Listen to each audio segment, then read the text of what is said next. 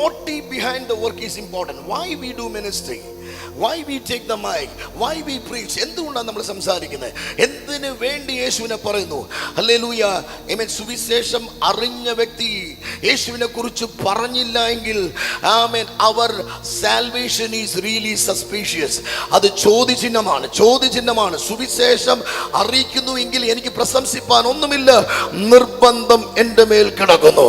അല്ലാതെ മീറ്റിംഗ് കിട്ടി, അത് കിട്ടി, ഇത് കിട്ടി, എനിക്ക് നല്ല സാഹചര്യമായി ദൈവം അനുഗ്രഹിച്ചു എന്ന് ഒരൊറ്റ വാക്കിൽ വെളിപ്പാടില്ലാത്തവൻ പറയും, അന്ന് ഞാൻ ആരംഭിച്ചപ്പോൾ സൈക്കിളായിരുന്നു, ഇന്ന് വന്നപ്പോൾ എനിക്ക് കാറ് കിട്ടി. നോ, ഇതല്ല സാക്ഷ്യം.